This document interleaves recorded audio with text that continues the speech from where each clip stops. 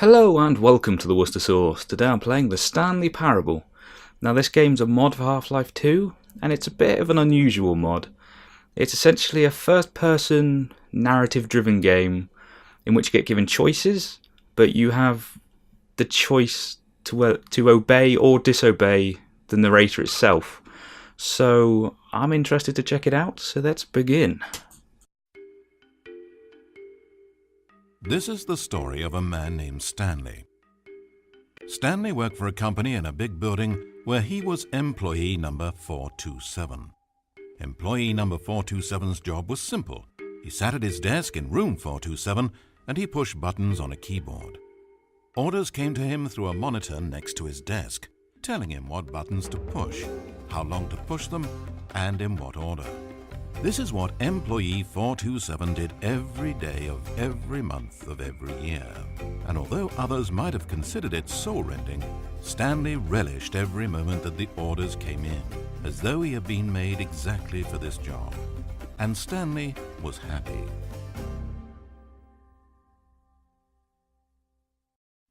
And then one day something very peculiar happened. Something that would forever change Stanley. Something he would never quite forget. He had been at his desk for nearly an hour when he realized that not one single order had arrived on a monitor for him to follow. No one had showed up to give him instructions, call a meeting, or even say hi. Never in all his years at the company had this happened, this complete isolation. Something was very clearly wrong. Shocked, frozen solid, Stanley found himself unable to move for the longest time. But as he came to his wits and regained his senses, he got up from his desk and walked out into the hallway. And here we go. Okay then. Well, I must be a vampire because I have absolutely no reflection, which is okay, it's fine. I can't bring that with me, that's a shame. So yes, I must say that narrator has a beautiful voice. To check on his co-workers. He never functioned well by himself and constantly needed support and guidance from others, so the thought of total solitude was terrifying to him. Okay, so it's not just me who's disappeared, everybody's disappeared. Okay. When Stanley came to a set of two open doors, he entered the door on his left. Did I though? Did I? This was not the correct way to the employee lounge, and Stanley knew it perfectly well. So he turned left at the first open door and walked back in the right direction. No, I don't think I will, narrator. Stanley was so bad at following directions, it's incredible he wasn't fired years ago. Maybe this is why everyone had left. No one wanted to be around someone as bad at listening as him. Wow. And since he was walking into the middle of nowhere and thus ruining the entire story, Stanley decided that he would punish himself. Well, I wouldn't go So when he came to the that elevator and the doors opened, he stepped inside and pushed the button to go up. Is that so? Okay, well there's the up button. But what if I went down? Oh, Stanley.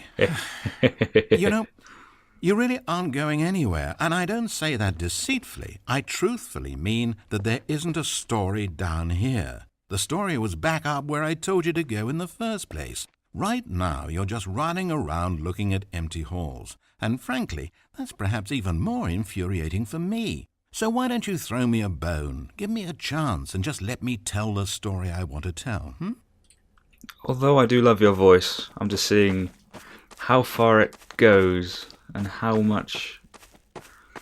I'm just going to see how long it takes for him to snap and then turn into an evil narrator. Ah, wait a second. Now listen carefully. This is important. Okay. Stanley walked through the red door. Okay. I'm just going to pretend I'm colorblind. This looks red to me. Aha. Shit. Perhaps you misunderstood. Stanley walked through the red door. Colorblind. Okay.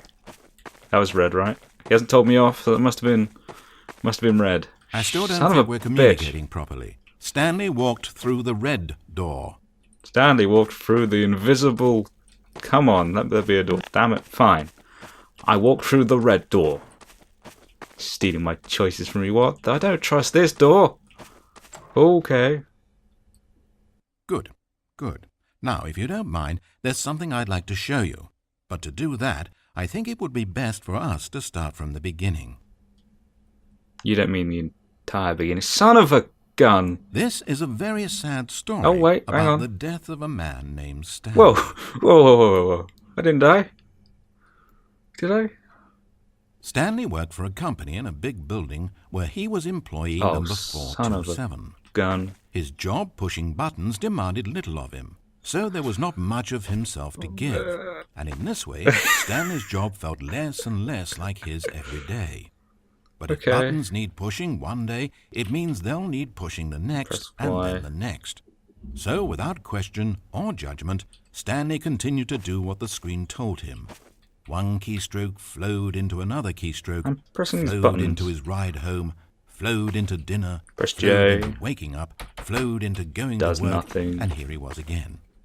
Stanley was typing out a complete sentence that said absolutely nothing at all. I was typing. If in reality no one ever actually Please go disappeared home to your from the family. office, and Stanley never got the opportunity to make a decision, to choose which path he wanted to take, would his life still have any meaning?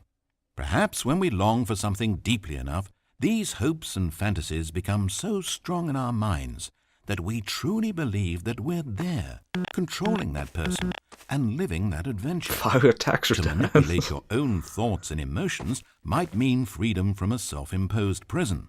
But these delusions can be fatal to those who can't tell the difference.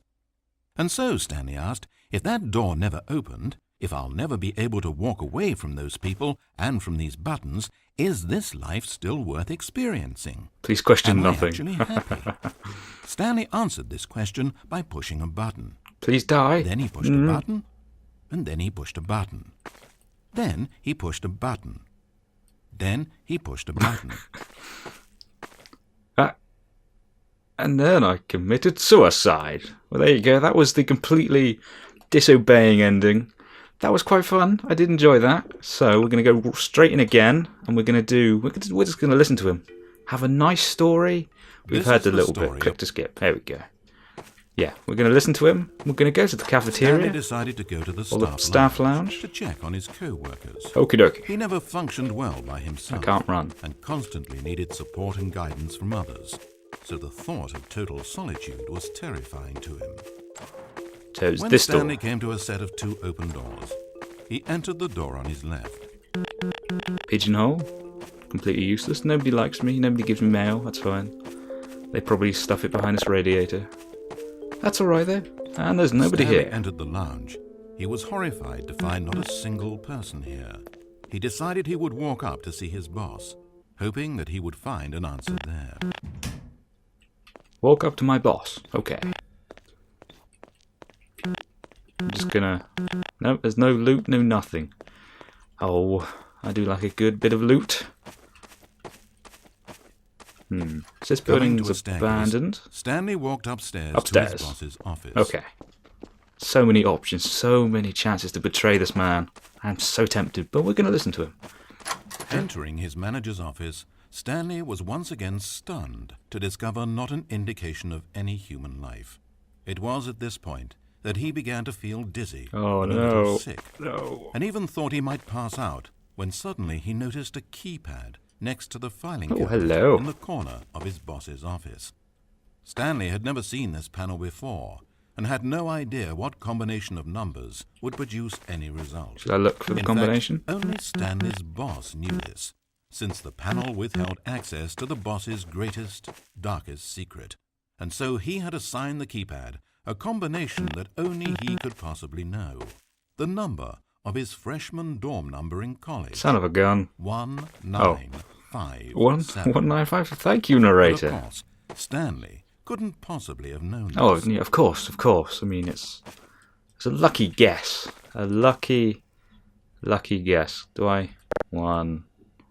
You know, he's just randomly pressing buttons, and it just so happened to be that combination. Incredibly, by simply pushing See? random buttons on the keypad, Stanley happened to input the correct code by sheer luck. Amazing. This isn't Stanley spooky at ventured all. forth into the newly opened passageway. As he drew deeper into the bowels of the building, Stanley had no idea where he was or what this place held. And just as he began to think he might not discover a thing, he emerged into a long room to find rows and rows of monitors. Screens with a number above it. Stanley noticed, however, that these were not random numbers, but the number of employees who worked in the building, his co-workers. Even his own number, 427, had a place on the wall. Yeah, it's me. But Yeah. why a setup so elaborate, he asked. Was this simple surveillance or something even more? And as if in answer to his question, the wall slid open before him. What the bloody revealing hell the is this? ultimate truth of the situation. Is this the truth? An enormous control panel, Stanley discovered. Oh. But not one that controlled simple machinery. Buttons were labeled with emotions. Happy, sad. Levers and knobs controlled actions. Walking, eating, doing work, or watching TV. I was being controlled the Every whole input time. on this device monitored No. not the functions of a machine, but of a human being. And the reality began to sink in. Stanley, like so many other people, reduced to images on a monitor, had been under someone's control, always at the mercy of this machine. Could this have been the only reason employee number 427 was content with his boring job? That a machine had altered his emotions to accept it blindly? He began to feel an unbridled rage, and at the peak of his anger, something happened. Oh. A spark. Oh, okay. Stanley looked up and saw the generator overhead, still providing some small amount of power to the machine, keeping it alive. And knowing that this generator was all that kept the controls running, Stanley moved to the ladder in the back of the room and began to climb towards the rafters. Does nothing. Okay. We're gonna climb the ladders. We're gonna blow this thing up. I'm in a blind fit of rage.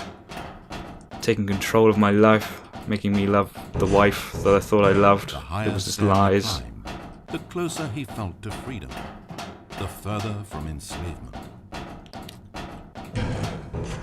Here we go. You stole me.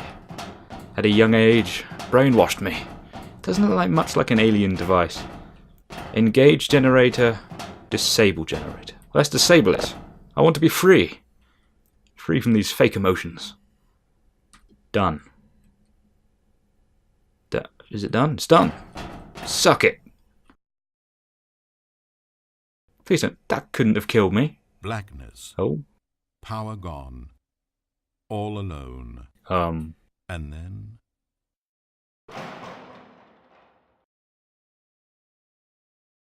And then oh, I'm moving. I can't see anything. Oh God. Okay. Freedom. as he Yes. stepped through the door into the fresh outside air, a feeling of liberation rushed through Stanley's body. He had seen power, he had seen enslavement, and he had destroyed it.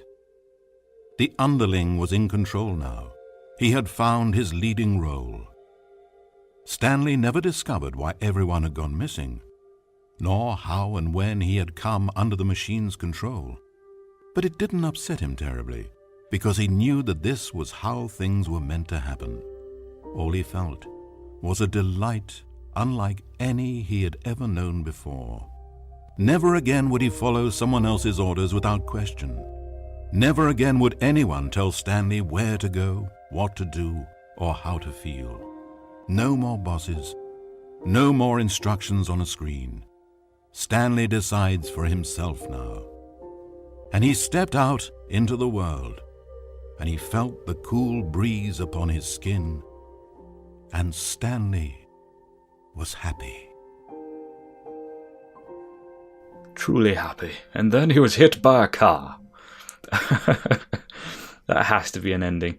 But I reckon there is a lot more endings to this. So in the next episode, I'm just going to go and do a mismatch of obeying and disobeying. So we're going to see what other endings we can get. So hopefully I can see you next time.